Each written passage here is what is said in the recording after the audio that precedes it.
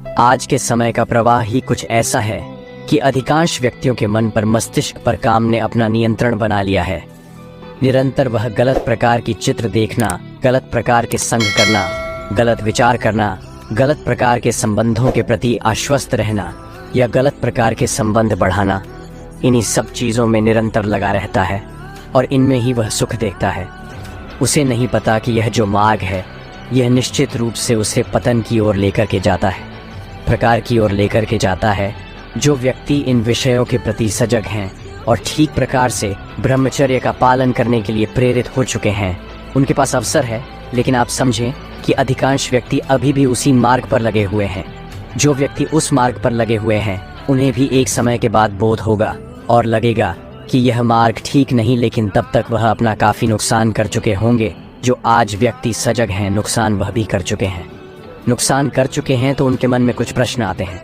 सबसे पहला प्रश्न आता है कि क्या जो हमने ब्रह्मचर्य नास्य हानि की है उसकी भरपाई की जा सकती है। प्रश्न आता है कि कितने समय में उसकी भरपाई हो सकती है, किस प्रकार के लाभ देखने को मिल सकते हैं। इस प्रकार के अनेक प्रश्न प्राप्त होते हैं। इन्हीं विषयों पर आज हम इस मार्गदर्शन के माध्यम से समझने वाले सबसे पहला प्रश्न होता है कि ब्रह्मचर्य नाश की भरपाई कितने दिन में होगी। इसे आप ऐसे समझें जैसे आपके घर में कुछ कपड़े होते हैं, कुछ बस ऐसे हैं जिनको आप धारण करते हैं। एक वस्त्र ऐसा है जिसका आप सफाई के लिए प्रयोग करते हैं, एक वस्त्र ऐसा है जिसको आप बहुत कहीं गंदा है वहाँ प्रयोग करते हैं, रसोई घर में प्रयोग करते हैं। इस प्रकार का एक वस्त्र है। अगर इन वस्त्रों को साफ करने की बात करते हैं तो क्या यह वस्त्र एक जैसे प्रयास से एक जैसे समय में साफ हो जाएंगी? ऐसा बिल्कुल नहीं है। जो वस्त्र आप धारण करते हैं वह तो आसानी से साफ हो जाएगा।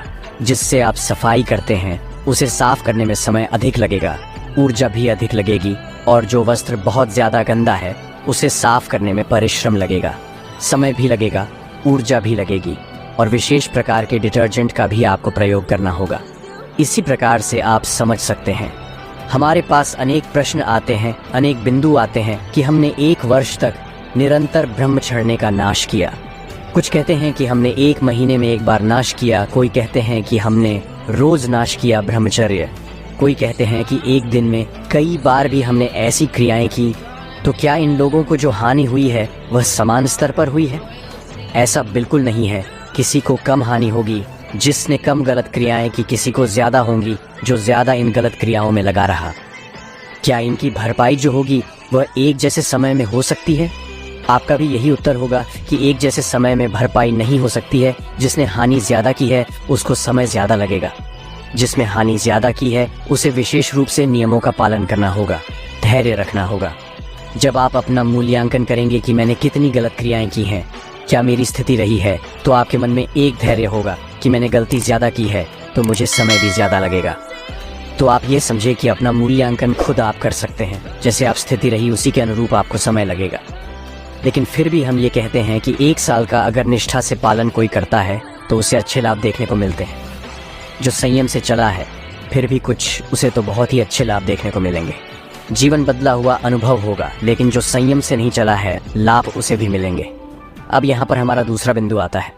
दूसरे बिंदु पर हमें ये प्रश्न मिलते हैं कि हमने 1 तक ब्रह्मचर्य का पालन किया, उससे ज़्यादा भी किया, लेकिन हमें लाभ देखने को नहीं मिले। इसका क्या कारण है? ये प्रश्न जो है इसका उत्तर आप ऐसे समझें जैसे आपको चोट लग जाती है, आपके हाथ में चोट लग जाती है। आप डॉक्टर से पूछते हैं कि इस चोट के ठीक होने में कितना समय लगेगा। डॉक्टर आपको बताता है कि इसे ठीक होने में 1 महीने का समय लगेगा। लेकिन आप क्या करते हैं? उस चोट की जहाँ पर घाव हुआ है उसकी सफाई नहीं रखते हैं, उस पर मक्खियाँ बैठ रहे हैं, बैक्टीरिया वहाँ पर फैल रहे हैं, साफ नहीं रख रहे हैं उसे, और उसे आप बीच बीच में कुरेद भी रहे हैं। तो ऐसी स्थितियों में क्या होगा? वहाँ से दोबारा ब्लीडिंग होनी शुरू हो जाएगी, इन्फेक्शन होना शुरू हो जाएगा और जितनी आपको वो चोट लगी थी उससे और ज़्यादा वो बढ़ भी सकती है। इसी प्रकार से आप समझे, जब एक व्यक्ति ब्रह्मचर्य का पालन करने के लिए आगे बढ़ता है तो जिस प्रकार से उस चोट को साफ रखने की ज़रूरत है, इसी प्रकार से उसे अपने मन को साफ रखने की ज़रूरत है। जिस प्रकार से वो उस चोट को अगर खुरेदेगा तो उससे खून निकलना शुरू हो जाएगा। इसी प्रकार से अगर आप अपने मन को पूरे देंगे तो जो आपके मन में गलत संस्कार, गलत विचार पहले से बैठे हैं, स्मृतियाँ बैठी हुई हैं, वो वापस से आपके सामने आकर के खड़ी हो जाएंगी। और जब इस प्रकार का चिंतन, इस प्रकार का विचार बने रहते हैं तो ऐसी स्त्री में जो ऊर्जा है उसका अद्भावन होता है। और जब मीडिया का अद्भावन होना शुरू हो जाता है तो समझे, आपके भले ही आप कोई क्रिया न करें, आपके कोई क्रिया न करने के बावजूद भी वीर्य शरीर से बाहर जाने का माध्यम ढूंढ ही लेगा, क्योंकि आपके विचार गंदे, आपकी जो सुख बुद्धि है वो उन्हीं विचारों में बनी हुई है जो क्रियाएं आपने पहले की हैं। ऐसी स्थिति में आपको ब्रह्मचर्य में स्थित नहीं कहा जा सकता था। हाँ, अगर आपके मन में विचार आया और आपने प्रयास पूर्वक संकल्प से प्रभु के नाम से उसे वही का वही समाप्त करने की कोशिश की, अगर आप ऐसा कर रहे हैं, उन गलत विचारों में आप सुख नहीं ले रहे हैं, रस नहीं ले रहे हैं, तो कहेंगे कि आप साधक हैं, आप साधने का प्रयास कर रहे हैं। लेकिन अगर आप सुख ही उन विचारों में देख रहे हैं, तो अब मैं कहूँगा कि आप ब्रह्मचर्य में नहीं हैं, आप केवल दिखावा कर रहे हैं। तो जो दूसरा हमारा बिंदु है, ब्रह्मचर्य का फायदा क्यों नहीं मिला?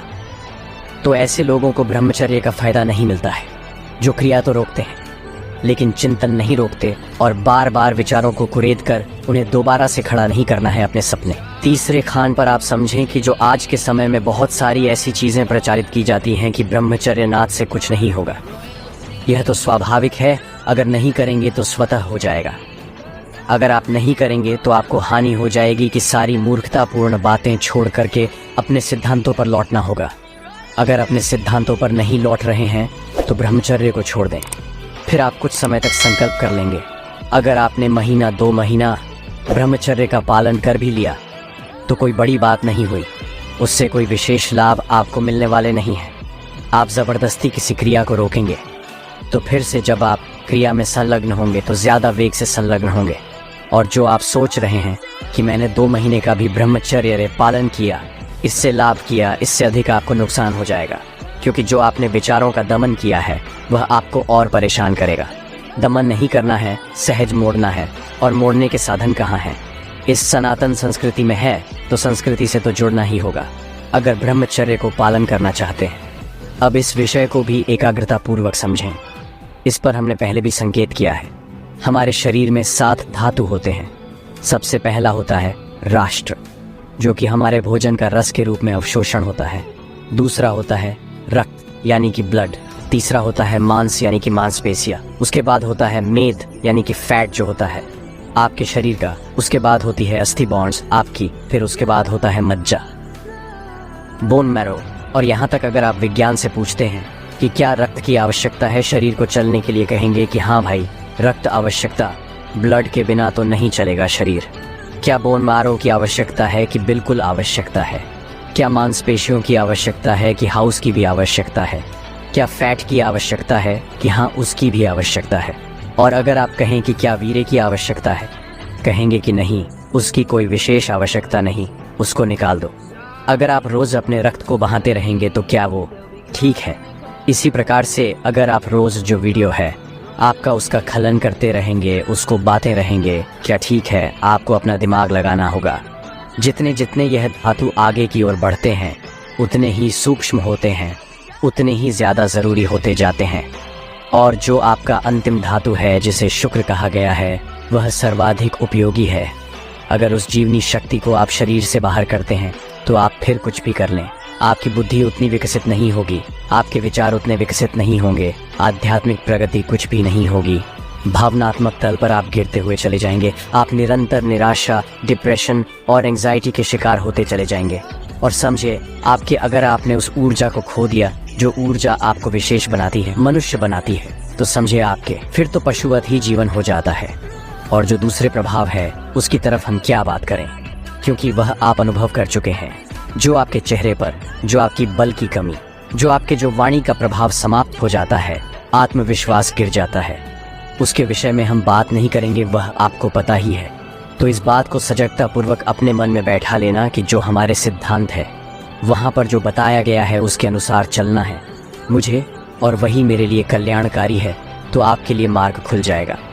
अब ये जो आपके लिए मार्ग खुला है और आपको निष्ठा हो गई है ब्रह्मचर्य की तरफ, अब हमारा अंतिम बिंदु आ जाता है, वह आता है संकल्प।